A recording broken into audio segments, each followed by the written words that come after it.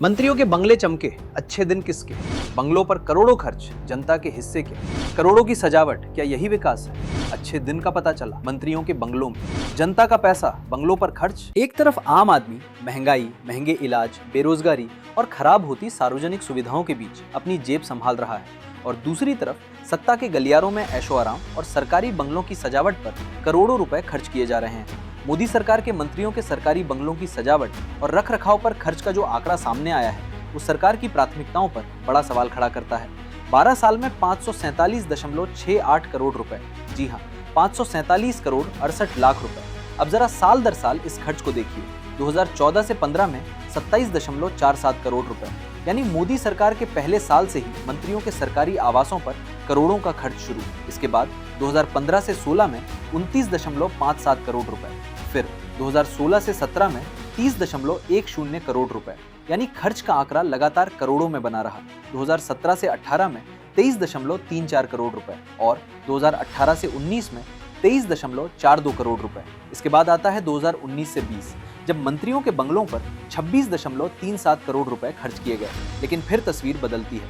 2020 से 21 में 53.87 करोड़ रुपए, यानी एक ही साल में खर्च का आंकड़ा 50 करोड़ के पार पहुंच गया। इसके बाद 2021 से 22 में 40.84 करोड़ रुपए, फिर 2022 से 23 में 73.86 करोड़ रुपए और अब आंकड़ा 70 करोड़ के पार। लेकिन कहानी यहीं खत्म नहीं होती।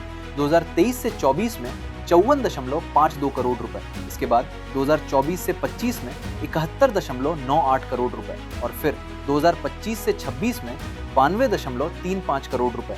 यानी 12 साल के इस पूरे आंकड़े को जोड़ें तो सरकारी मंत्रियों के बंगलों की सजावट और रख रखाव पर खर्च का आंकड़ा पहुंचता है 547.68 करोड़ रुपए।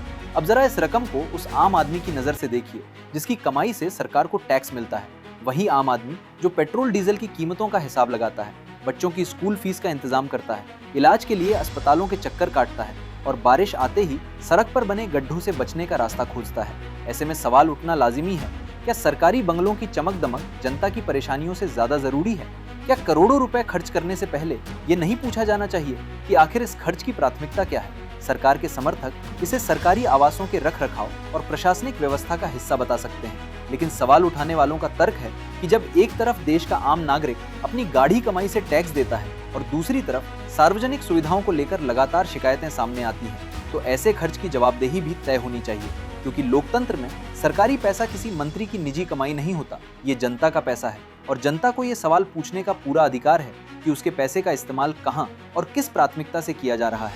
एक तरफ सरकार विकास के बड़े बड़े दावे करती है, बड़े एक्सप्रेसवे, बड़े इंफ्रास्ट्रक्चर प्रोजेक्ट, बड़े बड़े सरकारी अभियान, लेकिन दूसरी तरफ आम नागरिक को बेहिसाब महंगाई, गड्ढों वाली सड़कें, स्वास्थ्य व्यवस्था की कमियां और शिक्षा व्यवस्था से जुड़ी समस्याओं का सामना करना पड़ रहा है। तो फिर सवाल यही है, अच्छे दिन आखिर किसके आए?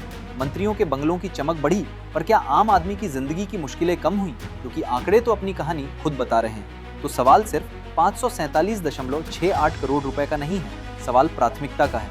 जब जनता से टैक्स लिया जाता है तो उसे विकास के नाम पर भरोसा दिलाया जाता है, लेकिन जब उसी जनता को सरकारी खर्च का ऐसा आंकड़ा दिखाई देता है तो सवाल भी उठेंगे और हिसाब भी मांगा जाएगा।